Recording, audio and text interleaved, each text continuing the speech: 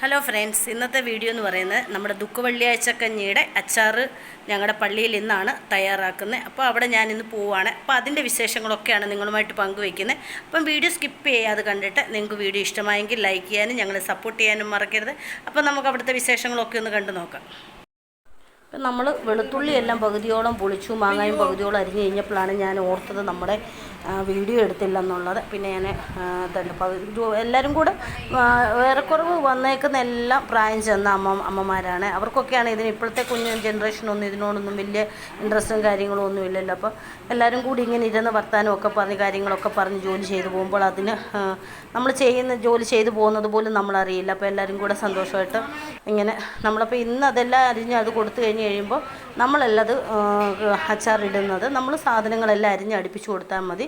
നമ്മൾ പാചകക്കാരെ അതിന് ഏർപ്പാടാക്കിയിട്ടുണ്ട്, അവരാണ് ബാക്കി എല്ലാ കാര്യങ്ങളും ചെയ്യുന്നത്. അപ്പം നമ്മളിത് ചെയ്ത് കഴിയുമ്പോഴത്തേക്കിന് എങ്ങനെയാണേലും ഞങ്ങൾക്കൊരു എല്ലാ പ്രാവശ്യവും 1 മണി 2 മണിയോടടുത്താകും. അപ്പോഴത്തേക്കിന് നമ്മൾ കഞ്ഞി അവിടെ വെക്കാനായിട്ട് ആൾക്കാരെ ഏർപ്പാടാക്കിയിട്ടുണ്ട്.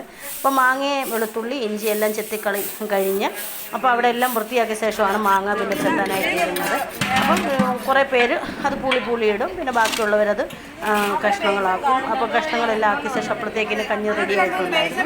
അപ്പം കഞ്ഞി കുടിച്ച ശേഷമാണ് പിന്നെ എല്ലാവരും കൂടെ അതിന് വേണ്ട മസാലകളെല്ലാം പുരട്ടി അത് വെച്ച് ഇത് നാളെ അല്ലെങ്കിൽ നാളെ വൈകിട്ട് കഴിഞ്ഞോ അത് അച്ചാർ ഇടുകയുള്ളൂ. ഇപ്പോൾ ഇത് നമ്മൾ ബാക്കിയുള്ള മസാലകളെല്ലാം പുരട്ടി ഒരു ടിന്നിലാക്കി അത് അടച്ചു വയ്ക്കുകയാണ്.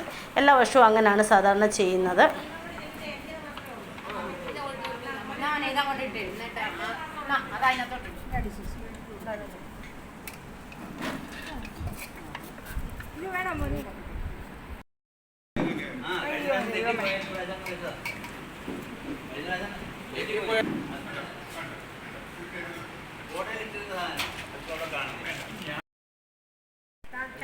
ഉണ്ട് ഇവിടെ ഉണ്ട് ചട്ടിയാ, ഒരു ചട്ടി.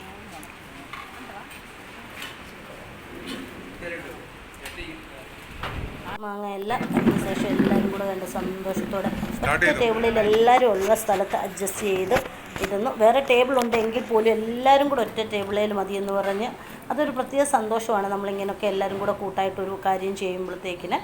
അത് കഴിഞ്ഞപ്പം വീണ്ടും എല്ലാവർക്കും ഇനിയിപ്പം പെസാപ്പം ഒക്കെ ഉണ്ടാക്കി 5 മണിക്ക് പള്ളി വരേണ്ടതാണ്.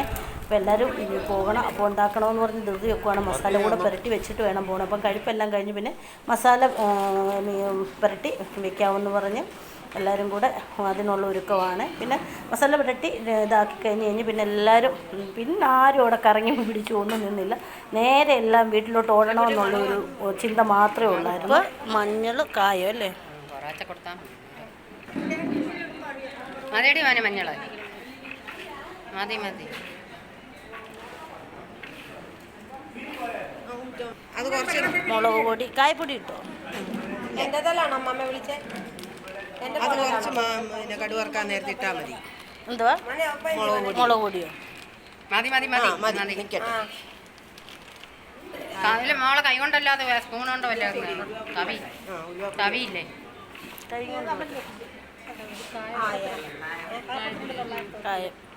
കായം കുറച്ചങ്ങിട്ട് അതിൻ്റെ മണം വരണം. പിന്നെ വേണ്ട മതി. പിന്നെ നമ്മൾ ഉപയോഗിക്കുമ്പോൾ ചേർക്കുമല്ലോ. കടുക് വറക്കുമ്പോൾ ഇതെല്ലാം ഒന്നുകൂടെ ചേർക്കത്തില്ല.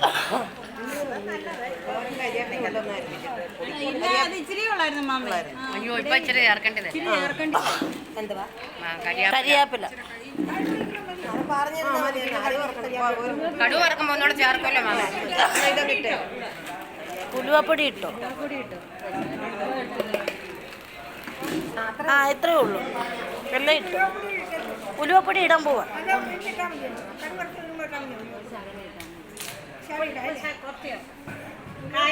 വെള്ളം ഇറങ്ങുമ്പോൾ പുളി ഇറങ്ങുമ്പോൾ കുറയും. അതും തോന്നുന്നു. പിന്നെ ഇളക്കിയിട്ട്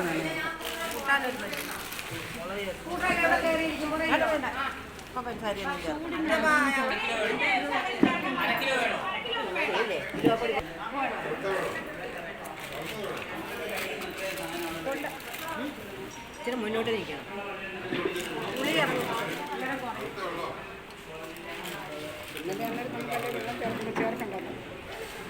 അല്ല ഇപ്പൊ ഇട്ടാൽ പുളി ഇറങ്ങുമ്പോ പല്ലില്ലാത്തവരോടെ പല്ല് കടിക്കാനാ ഒറ്റ പല്ല് അല്ലല്ല കടു വറക്കുമ്പോഴേ നാളെ വ്യാഴമേ ആയുള്ളൂ. അപ്പം മാങ്ങ ഇടിയിലെല്ലാം കഴിഞ്ഞ് ഞങ്ങൾ ഇനിയും തിരിച്ച് വീട്ടിലേക്ക് പോവുകയാണ്. ഇനിയും വൈകിട്ട് പള്ളിയിൽ വരണം. അപ്പോൾ ഇതൊക്കെയായിരുന്നു ഇന്നത്തെ ഞങ്ങളുടെ കുഞ്ഞു വിശേഷങ്ങൾ. വീഡിയോ ഇഷ്ടമായെങ്കിൽ ലൈക്ക് ചെയ്യാൻ മറക്കരുത്. മറ്റൊരു വീഡിയോ വീണ്ടും കാണുന്നത് വരെ താങ്ക് യു ഫോർ വാച്ചിങ്.